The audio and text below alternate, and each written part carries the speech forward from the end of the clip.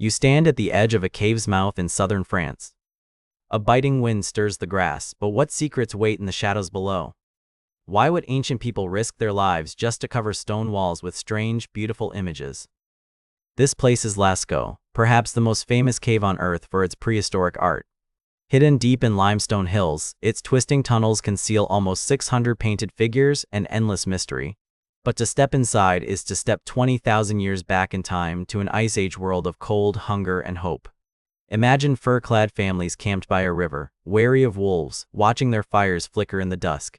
These people, our distant ancestors, did something barely imaginable. They crawled into the lungs of the earth. Inside, there's darkness so complete you can't see your own hand. Only animal fat lamps, burning low, keep the black at bay. The artists squeeze through tight openings, scraping their skin against stone. Drop after drop of cold water falls from the ceiling as they slide, crawl, and sometimes dangle over pits. Some chambers are so high or low, even modern cavers struggle to pass. Yet in these depths, the artists risked injury, suffocation, or getting lost forever.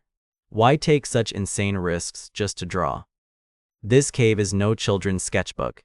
The images here have a force and mystery that stopped the world when they were rediscovered in 1940. Brown bulls, wild horses, black mammoths, stags with antlers that look almost alive.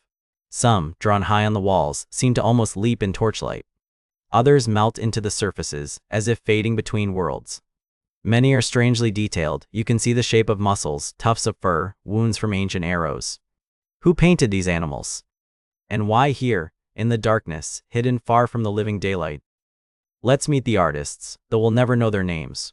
Evidence shows these were not just wandering cave doodlers. They planned, prepared, and sometimes worked in groups. Tools found nearby, flints for engraving, reindeer antler spatulas for mixing, hollow reeds for blowing pigment. A stone bowl still holds the red of iron oxide powder, left beside a fossilized footprint in clay. A palm print, maybe from a teenage boy, rests pink against the wall. Around it, tiny dots fan out, as if the painter was testing the color. Scientists think several generations worked here, based on overlapping layers and subtle changes in style. Parents might have brought their children to watch or help, each leaving a small mark. Imagine a group hunched by lantern glow, mixing ochre with animal fat, passing brushes of chewed twigs or fur. Even today, the colors remain hauntingly vivid. So what did these images mean to their creators? Were they just memories, or something more? Some say Lascaux was a kind of Ice Age cathedral, a sacred site. No one knows for sure, but the clues are strange and suggest something more than decoration. First, many animals painted here were rarely hunted for food. For example, there are hundreds of horses on the walls, but horse bones are rare in the nearby camps. Instead, people mostly ate reindeer, yet reindeer show up far less in the paintings than you'd expect.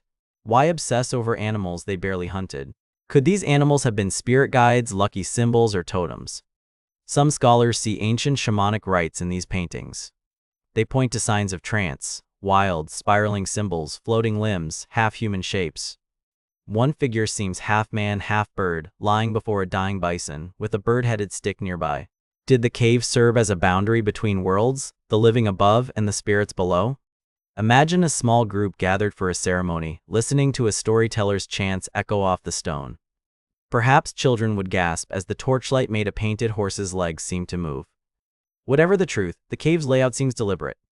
The main chamber, the Hall of the Bulls, is almost a theater, able to hold a sizable gathering. Separate galleries branch away, covered in different themes: horses, stags, bison. Narrow passageways lead to hidden nooks with single mysterious marks or lone hand stencils. One winding corridor is nearly impassable, but at the end, someone painted a single red cow. Why paint so far where almost nobody could see it? It's not like they could post it on Instagram. Here's one surprising detail: the cave's artists returned over centuries. The oldest paintings are nearly 21,000 years old. The youngest are only 17,000. That's a span of some 4,000 years longer than the entire history of the Roman Empire. Each generation left new layers, touching up or painting over the old.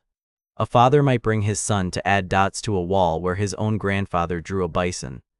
Some paintings are superimposed, creating ghostly composites of different ages. Later artists sometimes followed the shape of the stone. A swelling suggests a horse flank, a crack becomes a horn. In a true sense, these images are collaborations across centuries. The artist's hands were as varied as ours, large and small, old and young, right or left-handed. Some prints stretch tall, others are low, left by children half our height. Every handprint is like a Stone Age selfie, a message from someone vanished but not forgotten. But Lascaux was not the only cave decorated this way. Across Europe, from Altamira in Spain to Chauvet in France, many caves share a similar mysterious art.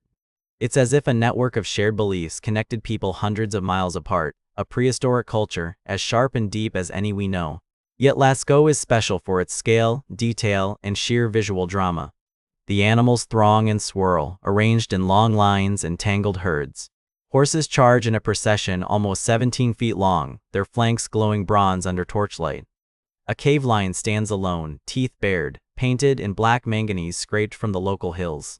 Swallows and abstract symbols appear among the antlers and hooves. One wall is an explosion of dots, dashes, and brackets. An ancient emoji language, with no Rosetta Stone. Did each symbol have a meaning passed through whispered traditions? Some marks are so faint they were only discovered using modern infrared cameras. Others look fresh, as if the artist just finished and set down her stone bowl. What tools made these lasting images? Minerals for paint: red from ochre, black from charcoal or manganese, yellow from iron-rich clay. Artists chewed bones to soften into brushes, or blew paint through reeds for airbrush effects. Animal fat lamp shells or carved stone dishes, let them work in utter darkness without smoke suffocating the cave. Scaffoldings of branches and rawhide may have lifted them high enough for overhead scenes. Footprints near handprints suggest moments when several people worked together, maybe whispering, maybe singing. Imagine the colors gathering in the lamplight, sticky ochre rubbed into stone, breath-catching as the shape emerges. Sometimes, the artist's palm was used directly, pressed and outlined flesh to stone, a signature across the millennia. Whoever they were, these cave painters had skills and vision that can still move us today. Why did people finally abandon Lascaux? We don't fully know, but as the Ice Age ended and the climate changed, people drifted away. The caves slept, untouched, for more than 15,000 years. Sealed behind rockfalls, sheltered by time, the paintings waited in the dark. Then, in 1940, a group of teenage boys chasing a lost dog by chance stumbled on the entrance. They crawled inside, swinging lanterns, and their jaws dropped at what they found. News of the find raced around the world, the cave filled with visitors. But human breath and lamp fumes began to damage the precious art almost immediately. Fungus spores and green algae spread across the stone. In 1963, the French government closed the cave for good to try and preserve what was left. Today, only a few experts are allowed inside each year. Most visitors now see an exact replica, Lascaux 2, built only a few hundred feet from the original. The real Lascaux remains in shadow, filled with silence and memory. We may never know exactly what the paintings meant to those who made them. But when you stare at a horse galloping across limestone, traced in the hand of someone lost to time, you're seeing a human mind reaching out across 800 generations. Here is art that outlived kingdoms, empires, and maybe even its own meaning. Each line in the dark is a kind of message, silent, persistent, haunting. Next time you see a simple drawing, imagine it echoing in stone, waiting to be found again. We lived, we remembered, we left stories behind deep in the quiet heart of the world.